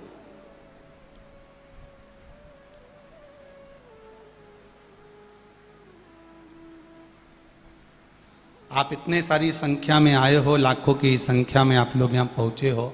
आपके स्मरण में होगा, घर पर 10 मिनट बैठकर देखना और 10 मिनट किसी शिवालय में, जहां शंकर का शिवलिंग हो, जहां शिव जी की आराधना होती हो, जहां शंकर भगवान विराजमान हो, वहां उस शिवालय में 10 मिनट बैठकर देखना। दुनिया की शीतलता, दुनिया की शांति, दुनिया का सबसे बड़ा सुकून कहीं मिले ना मिले, पर किसी शिवालय में जहां शंकर भगवान का शिवलिंग विराजमान है, उस शिवालय में थोड़ी देर जाकर बैठना। दुनिया की सबसे बड़ी शीतलता। ना वहाँ पंखा चलेगा, ना वहाँ कूलर चलेगा, ना वहाँ एसी चलेगा, ना वहाँ कुछ भी होगा, पर इतनी ठंडकता होगी, इतनी शीतलता, इतना आनंदता होगी कि आपको लगेगा कि यहाँ मेरा महादेव विराजमान है। स्वयं कैलाश पर्वत यहाँ पर विराजमान, स्वयं कैलाश पर।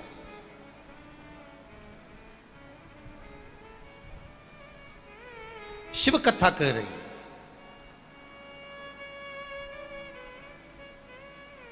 जन्म देने वाला वो, मारने वाला वो, बचाने वाला वो। जैसे दधीची ऋषि की अस्थियों को लेकर चले गए देवता, और दधीची ऋषि ने अपने तन को भस्म कर लिया, और उनकी धर्म पत्नी सुवाच को मालूम पड़ा कि मेरा पति चले गया और मैं गर्भ से हूं, मेरे गर्भ में संतान है, और ये गर्भित संतान मैं क्यों जन्म दूं अब इस संतान को? इस संतान को जन्म देने से मुझे लाभ क्या है? इस संतान को जन्म देने से मुझे फायदा क्या है? जब मेरा पति चले गया तो इस संतान को मैं क्यों जन्म दूं? किस लिए जन्म दूं? विचार करा। पीपल के वृक्ष के नीचे 2 पत्थर उठाकर सुवार्च ने अपने गर्भ पर मारना प्रारंभ करा। जब गर्भ पर अपने पत्थर से प्रहार करने लगी तो देवाधिदेव महादेव वहां प्रकट हो गए। क्या कर रही हो सुवार्च? क्या कर रही हो? अपने गर्भ को समाप्त कर रही हो? सुवार्च कहती है कि मेरा पति चले गया, पति गया, अब मैं इस गर्भ को रखकर करूंगी भी क्या, क्योंकि पति ही नहीं है। पति नहीं तो इस गर्भ का मैं क्या करूंगी? मेरी संतान का मैं क्या करूंगी? सुवार्च, ये अच्छी बात नहीं, ये श्रेष्ठता नहीं है। गर्भित नारी के गर्भ में जो बच्चा है उसको पूर्ण तरह से जन्म देना एक नारी का कर्तव्य है। मेरा पति चले गया तो मैं क्या करूंगी जन्म देकर? सुवार्च ने शंकर भगवान के सामने फिर पत्थर उठाया, उठाकर फिर मारने लगी। शिव जी ने कहा, रुक सुवार्च, ये क्या कर रही है तू?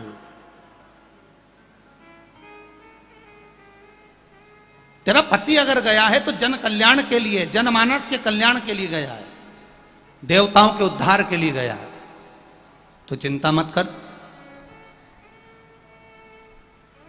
तेरे गर्भ से जो बच्चा जन्म लेगा वो बच्चा कोई साधारण नहीं होगा, स्वयं शिव का एक अंश तेरे गर्भ से जन्म लेगा और उसका नाम पिपलाद होगा। तो क्यों साधारण सी नारी बनकर रहती है, क्यों?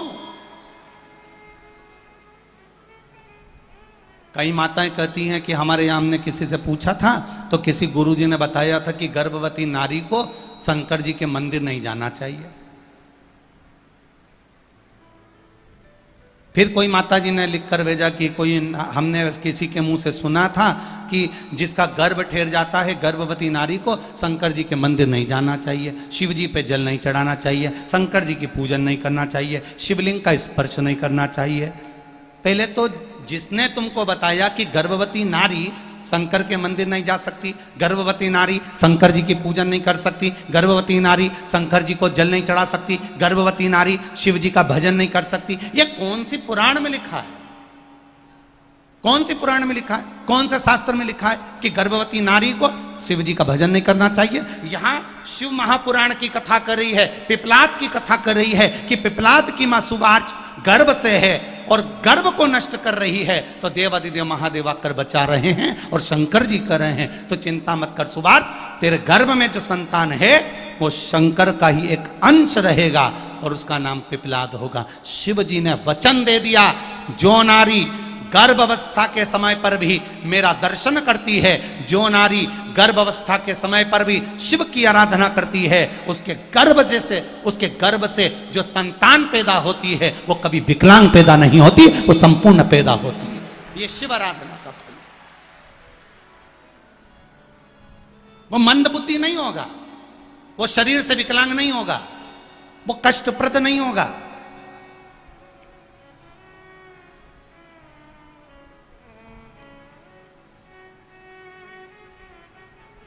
एक पत्र आया, देखिए। अभी ज्यादा पत्र तो पढ़े नहीं, सब यहां रखे हैं, पर जो पढ़े हैं उसका समय।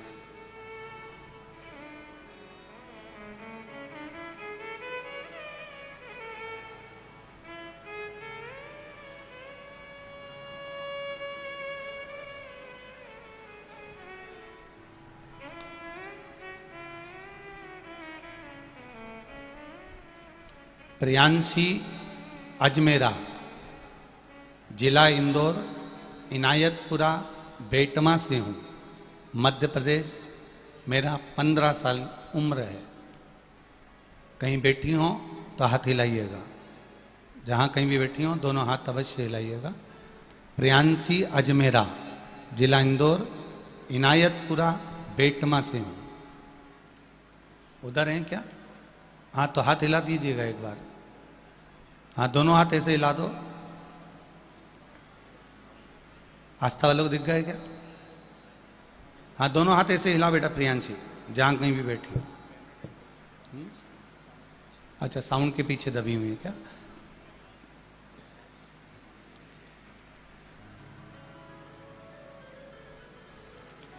दिख गए? प्रियांशी दोनों हाथ ऐसे हिला दो बाबू। श्री शिवाय नमस्तुभ्यम।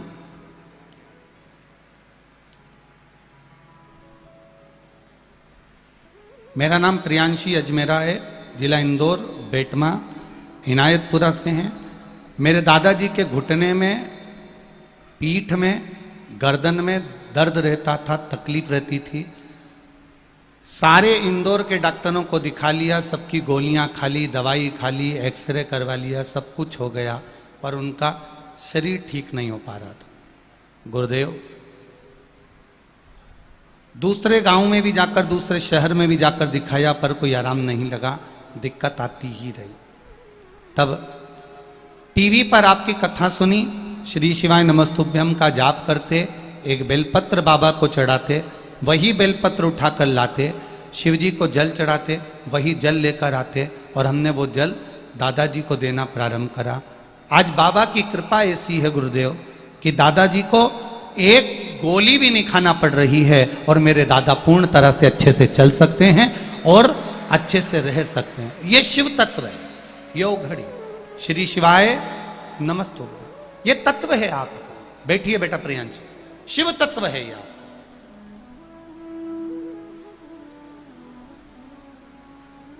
कहने वाले कह दिए शंकर जी के मंदिर में गर्भवती नारी ना जाए, कहने वालों ने कह दिया गर्भवती नारी को शंकर जी को जल नहीं चढ़ाना चाहिए, कोई ने कह दिया गर्भवती नारी को शिव जी का स्पर्श नहीं करना चाहिए, कोई ने कह दिया गर्भवती नारी को भगवान शंकर को जल ना चढ़ाना चाहिए, पूजन नहीं करना चाहिए। कौन सी पुराण, कौन सा शास्त्र, कौन सा वेद, कौन सा शास्त्र हमें वर्णन कर रहा है कि शिव जी को जल ना चढ़ाए? शिव महापुराण की कथा कहती है गर्भवती नारी जब देव अधिदेव महादेव की भक्ति में डूबी रहती है, गर्भवती नारी जब भगवान शंकर की भक्ति में डूबी रहती है तो शिव तत्व कह रहा है, पिपलाद की कथा कह रही है, जब सुवार्च के गर्भ को भगवान बचा लेते हैं तो शिव जी कहते हैं जो गर्भवती नारी मेरा स्मरण करती है, भजन करती है, कीर्तन करती है, मंत्र जाप करती है, नाम जाप करती है, स्मरण करती है, शिव महापुराण की कथा कहती है उसके गर्भ में रहने वाली संतान की रक्षा देव अधिदेव महादेव स्वयं गर्भ में पहुंचकर करते हैं। उसकी रक्षा का मूल शिव है।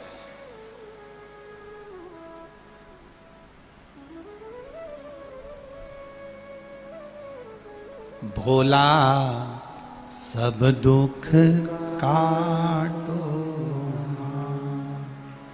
ओ भोला सब दुख काटो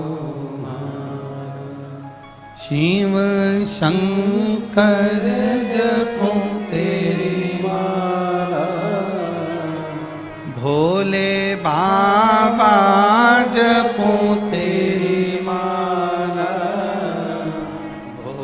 सब दुख काटो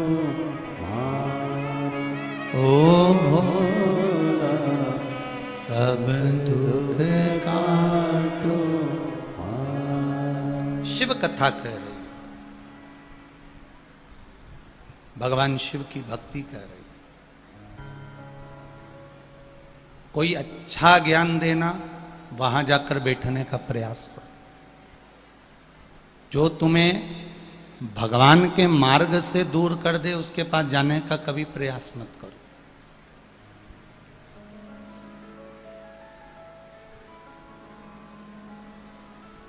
बुरे व्यक्ति से मुंह मिलाने से अच्छा है, बुरे व्यक्ति से विवाद करने से अच्छा है, बुरे व्यक्ति से लड़ाई झगड़ा करने से अच्छा है कि बुरे व्यक्ति से थोड़ी सी दूरी बना।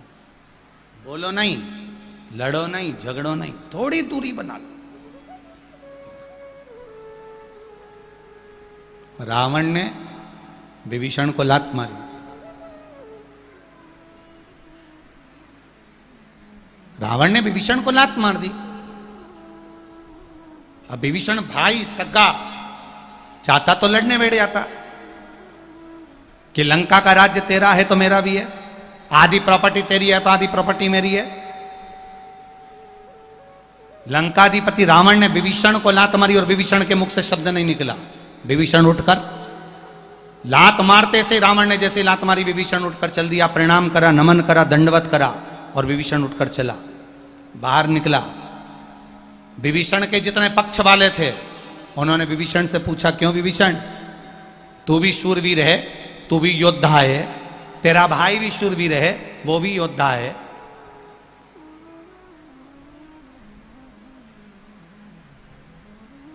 फिर तुझ में और उसमें अंतर क्या है?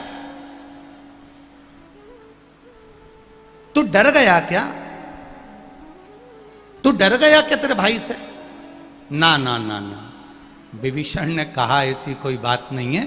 विभीषण ने कहा मेरे भाई में और मुझ में केवल एक अंतर बड़ा है, मेरे भाई के पास में लंका का राज्य है, मेरे भाई के पास में सोना ही सोना है, गोल्ड ही गोल्ड है, मेरे भाई के पास में वैभव ही वैभव है, मेरा भाई पुण्यशाली है।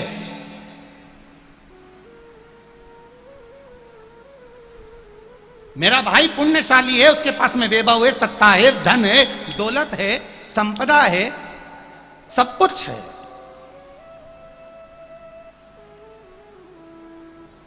मेरा भाई पुण्यात्मा है, तो तुझ में और उसमें क्या अंतर है? विभीषण ने कहा हम दोनों भाई में केवल एक अंतर है, ये पुण्य आत्मा है, और विभीषण कहते हैं मैं धर्मात्मा हूं। पुण्य आत्मा और धर्मात्मा में जमीन और आसमान का अंतर होता है। पुण्य आत्मा और धर्मात्मा में जमीन आसमान का अंतर होता है। पुण्य आत्मा के पास में धन हो सकता है, दौलत हो सकती है, संपदा हो सकती है, वैभव हो सकता है, सत्ता हो सकती है, गाड़ी बंगला सब कुछ हो सकता है। और धर्मात्मा के पास में कुछ भी नहीं होता तो भी उसके पास में राम कृष्ण और शिव होता है, इसलिए वो धर्मात्मा कहलाता है। उसके पास में सब कुछ है, पर मेरे पास में राम भी है, कृष्ण भी है, शिव भी हो। लात मारने वाले ने लात मार दी, विभीषण तुमने झगड़ा क्यों नहीं करा? विभीषण तुमको जवाब तो देना था, विभीषण तुमको अपशब्द तो कहना था। दुनिया के लोगों ने, उस लंकाधिपति रावण ने तुम्हारे ऊपर उंगली उठाई, उस लंकाधिपति रावण ने तुम्हें लात मार दी, उस लंकाधिपति रावण ने तुमको अपशब्द कह दिया, उस लंकाधिपति रावण ने तुमको आड़ा टेढ़ा कह दिया। विभीषण तुमने पलट कर जवाब क्यों नहीं दिया? और जवाब ना देकर तुम उठकर चल दिए। विभीषण कहते हैं मेरे गुरु कहते थे, मेरे माता पिता कहते थे कि कोई बुरा है उस बुरे व्यक्ति से झगड़ा करने से अच्छा है, बुरे व्यक्ति को गाली देने से अच्छा है, बुरे व्यक्ति को अपशब्द कहने से अच्छा है, उससे मुंह मिलाने से अच्छा है कि आप उससे धीरे धीरे कर कर थोड़ी थोड़ी दूरी बना लीजिए। क्योंकि बुरा व्यक्ति से झगड़ा हो भी जाएगा तो फिर वापिस अपन उससे मिल जाएंगे, उसकी संगत का असर होगा, हम भी बुरे होते चले जाएंगे। और अगर उससे हमने धीरे धीरे दूरी बना ली, थोड़ी दूरी हमने बना ली, तो हम उसके करीब नहीं जाएंगे और बुरे व्यक्ति की संगत हमको नहीं मिलेगी तो हम सुधर जाएंगे। संगत का एक असर बुरा भारी पड़ता है। राजा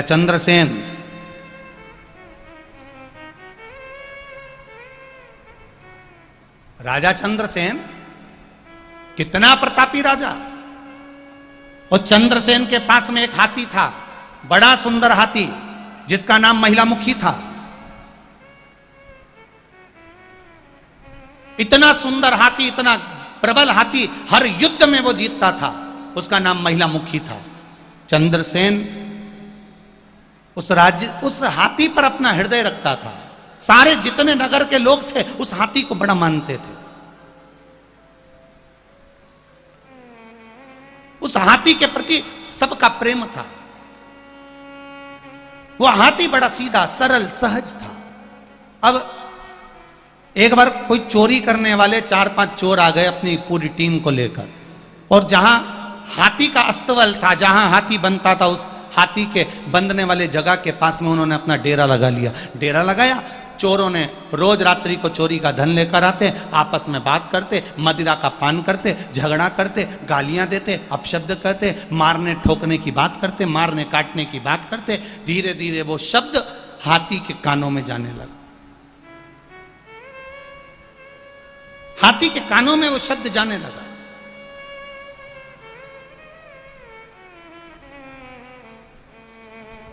अब हाथी के कानों में जब शब्द जाने लगा, महिला मुखी हाथी के कानों में शब्द गया। शब्द जाते जाते जाते जाते हाथी के भीतर वो चोरों की बात इतनी भर गई, मारने काटने की बात इतनी भर गई कि हाथी को आज गुस्सा आ गया। एरावत उस महिला मुखी हाथी ने तुरंत अपने महावत को सूंड में लपेटकर जमीन पर पटक कर मार दिया। राजा को सूचना मिली, राजा आए, देखा महावत मारा गया। राजा ने फिर दूसरा महावत रखा, हाथी ने फिर मार दिया।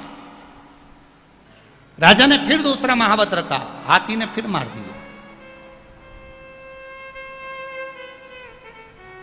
बार बार 4 महावत को हाथी मार चुका था। आखिरी में राजा को समझ में नहीं आया। पूरे नगर के लोग कहते थे इतना बढ़िया, इतना बढ़िया, इतना बढ़िया है, इसको हो क्या गया, आखिर हुआ क्या है इसको जो ये मारे जा रहा है। एक वैद्य जी को बुलाया, वैद्य जी से कहा जरा हाथी का इलाज करिए। हाथी को देखा तो हाथी में कोई रोग तो था नहीं, वैद्य जी ने फिर भी दवाई औषधि दे दी। फिर विचार करा आखिर इस हाथी को हुआ क्या है, इसको इतना गुस्सा क्यों आ रहा है, इतना क्रोध क्यों आ रहा है, ये लोगों को मार क्यों रहा है, ये मारने का कारण क्या है, आखिर क्या बात है। तब वैद्य जी ने अंदाजा लगाया जहां हाथी रहता था वहां वैद्य जी रहे।